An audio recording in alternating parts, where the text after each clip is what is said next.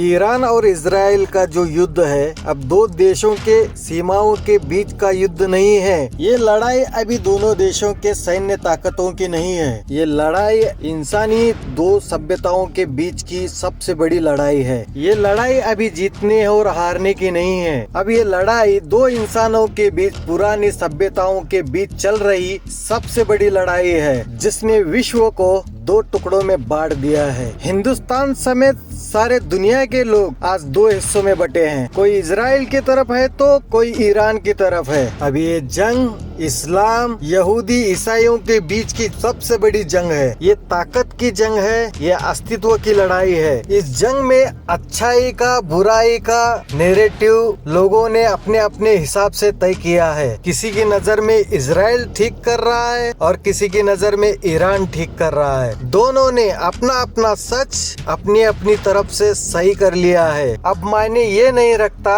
ये कौन सही कर रहा है कौन गलत कर रहा है। अभी मायने ये रखता है कि अपने अस्तित्व को कौन बचा रहा है। क्या इजराइल बचेगा, क्या ईरान बचेगा? क्या अब ये आग सिर्फ रेगिस्तान में ही सुलगती रहेगी? इसमें जो संकेत मिल रहे हैं धीरे धीरे करके क्या इसमें दुनिया भी झुलकेगी? अब इसका असर भारत पर क्या होगा? अब ये युद्ध सीमाओं की रक्षा से बहुत आगे निकल चुका है। दुनिया में कई ऐसे लोग हैं जो इसे कह रहे हैं अच्छाई और बुराई का संघर्ष है, लेकिन अब ये सच्चाई ये है कि दुनिया में तमाम लोग अपनी अपनी तरफ से ईरान और इजराइल की युद्ध में अपनी अपनी कहानी अपनी अपनी हीरोज ढूंढ लिए हैं। और इस सब के बीच में इजराइल और ईरान में सायरन बज रहे हैं और नीचे बंकर हैं। जनता के आंखों में डर है। दुनिया के कई देश इसमें मोहरे हैं, कुछ खुले तौर पर सामने आ रहे हैं और कुछ पर्दे के पीछे हैं। लेकिन सवाल यहाँ पर यह है, एक गलत कदम सारी दुनिया को तबाही की ओर लेके जाएगा। सवाल ये भी है कि आखिर ये युद्ध क्यों छिड़ा? सवाल ये भी कि कौन कितना ताकतवर है? सवाल ये कि इन दोनों देशों का इतिहास क्या कहता है? सवाल ये कि ये दोनों देश आपस में लड़ते हैं तो कौन जीतेगा? Who will win? और सवाल ये इस जंग में कौन किसके साथ खड़ा है? और सवाल ये ईरान और इजराइल के जंग का भारत पे कितना असर हो पड़ेगा? इस जंग की शुरुआत होती है 13 जून 2025, वो तारीख जो इजराइल ने ईरान की नींद उड़ा दी। इजरायली वायुसेना ने तेहरान, इस्फहान, फोर्डो जैसे शहरों पे ईरान के परमाणु सैन्य ठिकानों पे धावा बोल दिया। ये हमला हैरान करने वाला था क्योंकि दुनिया में किसी ने इसकी उम्मीद नहीं की थी। इजराइल का हमला एकदम सटीक और घातक था। इस हमले में 9 परमाणु वैज्ञानिक और 138 लोग मारे गए। इसमें उनके IRG के कमांडर हुसैन सलामी भी शामिल थे। इजराइल ने ये दावा किया ईरान का परमाणु कार्यक्रम खतरनाक हद तक पहुंच गया था। अगर इसे रोका नहीं जाता तो आने वाले समय में दुनिया को ये तबाह कर देता। इजराइल का ये कहना है कि हमने दुनिया को बचाया है, ये हमला जरूरी था। जैसे इजराइल की एक कहानी है वैसे ईरान की तरफ की भी एक कहानी है। इजराइल ने जो हमला किया वो ईरान के दिल पे हमला करने जैसा था। ईरान के ऊपर खुले आम युद्ध का ऐलान था और नतीजा जो दुनिया उम्मीद कर रही थी और ईरान ने पलटवार कर दिया। ईरान ने बैलिस्टिक मिसाइल इजराइल के तमाम शहरों पे बरसा दिए। निशाने पर इजराइल का डिफेंस सिस्टम था, तेल अवीव का हवाई अड्डा था, उनके परमाणु ठिकाने थे। नतीजा ये हुआ इजराइल में सायरन बजने लगे, लोग बंकरों में घुसने लगे, सड़कों पर मलबे के ढेर लग गए। ईरान के सुप्रीम कमांडर ने कहा इजराइल के गुस्ताखी का जवाब हमने दिया है, बस ये अब एक शुरुआत है और ये सिर्फ एक शुरुआत है। जिस तरह की तस्वीरें गाजा की आती थी उस तरह की तस्वीरें अब इजराइल के आने लगी हैं, जहां शहर भर में मलबे का ढेर पड़ा हुआ था। ये सवाल भी उठा क्या इजराइल का वो अवैध कवच, उनका डिफेंस सिस्टम क्या एक प्रचार था? जो इजराइल दावा करता था कि हमारे डिफेंस सिस्टम से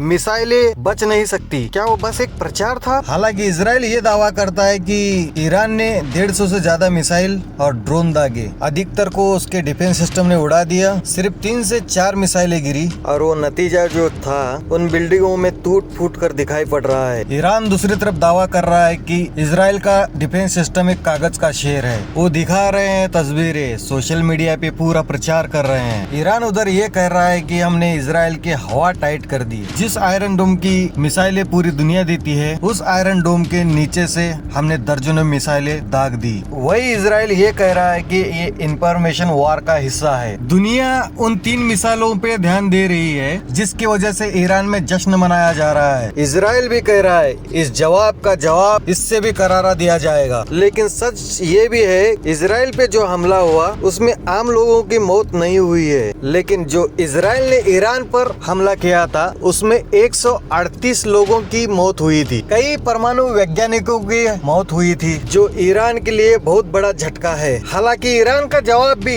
इजराइल के शहरों में दहशत फैलाने वाला है। भले ही ज्यादातर मिसाइलें आयरन ड्रोम ने रोक दी है, जो मिसाइलें गिरी है ईरान की उससे इजराइल का नक्शा ही बदल दिया है। ईरान ने जो मिसाइलें दागी है उससे एक मैसेज भी दिया, आपके पास टेक्निक है, तुम्हारे पास जज्बा है, तुम्हारे पास रणनीति है, लेकिन जवाब हम भी देंगे। ईरान ने अपने प्रॉक्सी समूह को एक्टिवेट कर दिया है। हिजबुल्लाह से लेकर हमास से लेकर यमन के हुती विद्रोही अब वो भी इजराइल पर लगातार हमला कर रहे हैं, लगातार मिसाइलें दाग रहे हैं। ईरान का मकसद है उसे चारों तरफ से घेरा जाए, उसे चारों ओर से कमजोर किया जाए। ईरान के विदेश मंत्री कह रहे हैं इजराइल के गुस्ताखी का जवाब दिया जाएगा, उसकी आक्रामकता की कीमत उसे चुकानी होगी। ईरान अब ये भी कह रहा है वो लंबी जंग के लिए तैयार है। ईरान ये भी कह रहा है कि मेरे मिसाइलें ड्रोन इजराइल की तरह हाईटेक नहीं है, उसके हौसले जज्बे बुलंद हैं, अब इजराइल को नस्त नाबूद कर देंगे। अब सवाल ये भी है कि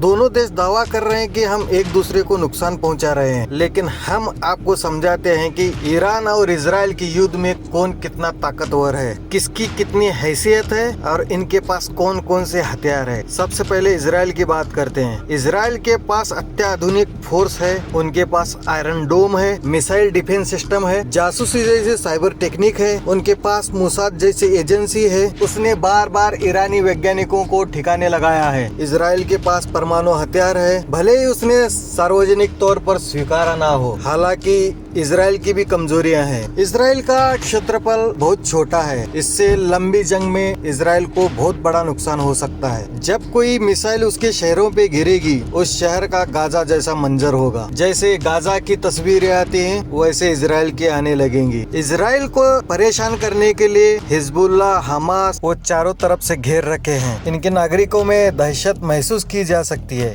क्योंकि ये लोग बंकरों में छुपे हुए हैं। जहाँ तक अब ईरान की बात करें तो ईरान के पास दमदार मिसाइलें हैं और प्रॉक्सी नेटवर्क है जिसमें हिजबुल्लाह हमास यमन के हुती शामिल हैं। ये ईरान के इशारों पे चलते हैं। हिजबुल्लाह जो है लेबनान में है, हमास जो है गाजा में है और हुती जो है यमन में है। हालांकि ईरान की भी कमजोरियां हैं। ईरान की जो वायुसेना है वो थोड़ी सी कमजोर है, लेकिन उसके भूमिगत ठिकानों पे पहुंचना आसान नहीं है। वायुसेना और हवाई सेना ईरान इजराइल से बहुत पीछे है। परमाणु हथियार भी उसके इनिशियल स्टेज में है, लेकिन ईरान भी अभी इजराइल की तरह अपने अस्तित्व की लड़ाई लड़ रहा है। इसीलिए वो बार बार संदेश दे रहा है इजराइल की टेक्निक से कहीं ज्यादा हमारे हौसले बुलंद हैं। अब ईरान कह रहा है अगर लंबी जंग चली तो हमारे प्रॉक्सी समूह इजराइल को बर्बाद करके मानेंगे। दोनों की माने तो इजराइल के पास अच्छी टेक्निक है और ईरान की माने तो उसके पास एक प्रॉक्सी समूह है, लॉन्ग रेंज मिसाइलें हैं, लंबी क्षमता रखने वाले ड्रोन हैं। अगर ये लंबी जंग चली तो